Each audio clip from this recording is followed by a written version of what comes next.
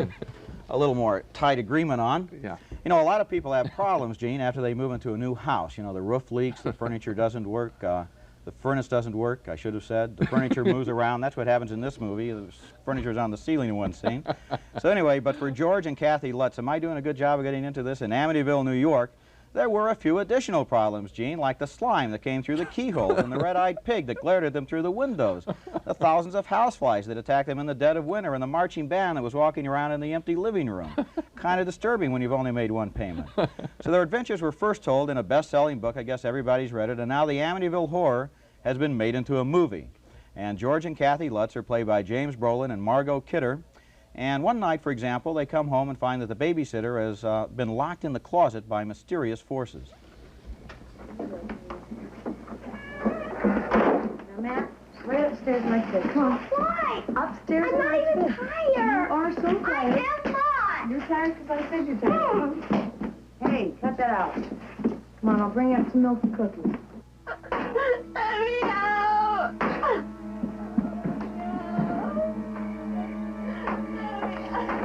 Amy? Amy, are you okay?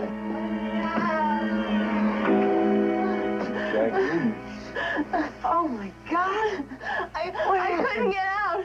The door closed and it locked and I couldn't get out. Honey, there's no lock on this door. It wouldn't open. Take a look. Look, see? It wouldn't open.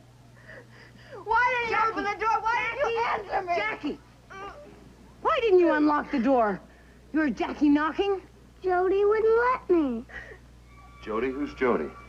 She's my friend, and she comes to play with me. What the hell are we standing here listening to? And weren't you told to go to bed? Go on, get out of here!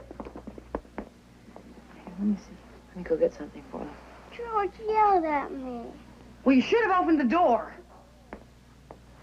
Jody doesn't like George.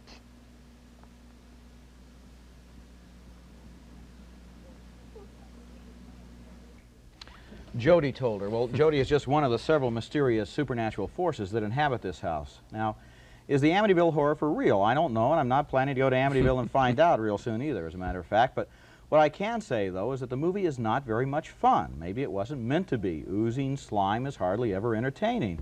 But the way the Lutzes are relentlessly persecuted by their haunted house is finally just repetitive, boring, gruesome, more than a little depressing. I was going to say, who would want to see this movie? But millions of people already have gone to see it. It's a big hit at the box office. I don't think it was very entertaining. Starts out, it takes place over 21 days. The book is 28 days, the movie 21 days. Day 7, it says, something terrible happens to them. Day 8, something terrible happens to them. By day 15, I was shouting to them, you know, sell the house. I was shouting that at day 6.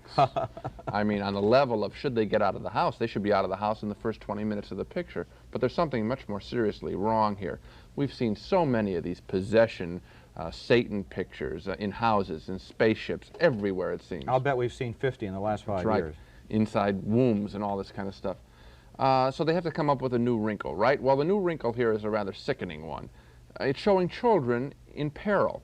We see a shot of kids shotgunned to death in their beds. We see it a couple times. We see another scene of a windowsill dropping on a young kid's hand, and we see a close-up shot of the hand and blood oozing out of the fingers. It's held on, that shot, for a few seconds. We see another kid walking down a flight of stairs and then falling and injuring himself down the flight of stairs. We see that teenage girl trapped in the closet a couple of times and scared and cowering. This is rather cruel film for young people to see. It's cruel toward the audience. That's oppressive stuff. I draw the line at seeing children in cruelty. I agree with you about that. I will say, however, one thing in defense of gruesome movies. I said this movie was gruesome and that I didn't like it. I don't want you to think I don't like gruesome movies at all. I think they can be entertaining. The Alien, for example, has the most gruesome monster in it I've ever seen on the screen, but it was fun. The Exorcist, in its own demented, satanic way, was fun, even though it was gruesome. This movie is not a good time. I mean, you leave the theater with a bad taste in your mouth. Those other directors have a way of letting you know and relieving the tension and letting you know that they're enjoying entertaining you. This director, hammer, hammer, hammer. Bad stuff, bad stuff. It hurts to watch the picture.